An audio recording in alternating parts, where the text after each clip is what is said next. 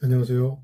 이번 주는 부동산의 경매와 공매의 차이점이 무엇인지, 경매와 공매는 어떻게 이루어지는지 알아보는 시간을 갖도록 하겠습니다. 지난주에 제가 무슨 이야기를 했을까요? 처음 들어오신 분들을 위해서 다시 한번 말씀드리자면, 부동산은 움직이는 것, 부동산은 움직이지 않는 것이라고 이야기했습니다. 더 쉬운 예로 학교 다닐 때 차렷 배우셨을 겁니다. 근데 차렷 부동자세라고 했었을 겁니다. 부동자세는 움직이지 않는 자세. 바로 차렷은 부동자세입니다. 그래서 움직이지 않는 우리의 재산을 부동산이라고 합니다.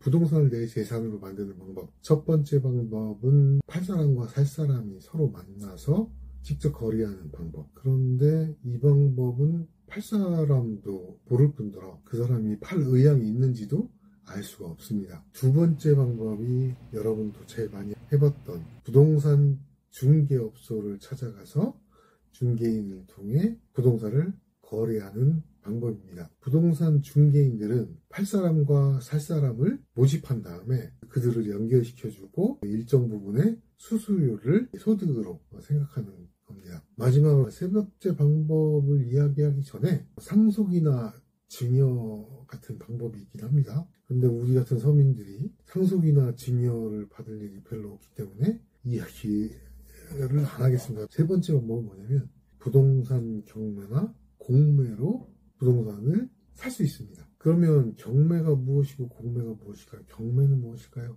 예를 들어서 이제 홍길동이라는 사람이 있다고 가정해 봅시다. 길동이가 아주 좋은 아이템을 가지고 사업을 시작하려고 합니다. 너무 좋은 아이템이에요.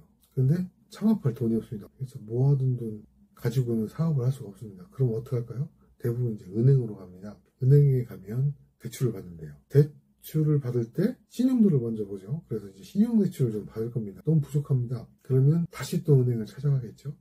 그러면 은행 직원은 길동이에게 담보가 있냐고 물어볼 겁니다. 살고 있는 집이 자기 거라면 담보가 있다. 그러면 그 담보를 가지고 다시 또 돈을 빌려줍니다. 그런데 이 돈이라는 게 잘 갚으면 됩니다. 그런데 길동이 사업이 코로나 때문에 완전히 다 망해버렸습니다. 아이템도 좋고 사업 기획도 좋았고 다 좋았는데 사람을 만나지 못해서 망하게 됩니다. 그럼 어떻게 될까요? 은행에서 빌린 돈 못 갚죠. 이자를 못 내고 은행에서는 그 담보 물건을 처분하게 됩니다. 은행에서 직접 부동산에 내놓고 부동산 사이트 이런 데다가 내놓고 그렇게 해서 판매할까요? 길동이는 이제 집을 은행에서 팔아서 길동한테 빌려준 돈을 회수하려고 할 겁니다. 이때 은행에서 집을 파는 방법, 이 방법이 바로 경매입니다. 실제로 경매 부동산뿐만 아니라 동산도 있습니다. 여러분들 드라마나 영화 같은 데 보시면 주인공이 쫄딱 망해가지고 그 집행관들이 집에 쳐들어와가지고 빨간 타치 막 붙이고 그게 바로 동산에 압류를 붙이는 겁니다. 동산 팔겠다고 법원에서 표시를 해둔 겁니다. 처음에 이 사람이 뭐 갖고 있을지 모르니까 법원이 와서 이걸 갖고 그다음 평가를 해서 경매에 붙이기도 합니다. 경매는 부동산을 많이 다룹니다. 담보물건의 그 시세를 알아보려고 판사가 부동산 중개 돌아다니면서 가격을 알아본 걸까요?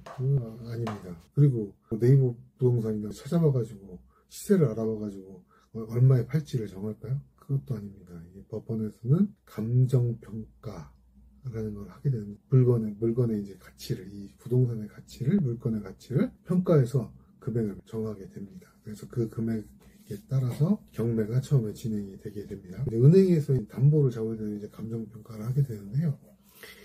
이제 이 은행에서도 보면 평가 금액의 일정 비율 대출을 해주는 것 같습니다. 설정을 하게 되는데요. 이 근저당이 뭐냐면 나중에 경매를 할 수 있는 권리입니다. 채권과 채무라는 이야기가 자꾸 나와서 여러분들 좀 헷갈리시는데 저도 처음에 헷갈렸습니다. 쉽게 설명하자면 돈을 받을 권리는 채권이라고 합니다. 돈을 갚을 의무, 그래서 채무라고 합니다. 채권과 채무 관계가 개인과 개인이 있다면 이거는 바로 그 법원에서 하는 경매입니다. 근데 국가와 개인에게 있다면 이거는 공매입니다. 공매에 대해서는 다시 자세하게 설명을 시간을 갖도록 하고요. 오늘은 경매에 대해서 알아봤습니다. 지금까지 시청해 주셔서 감사합니다.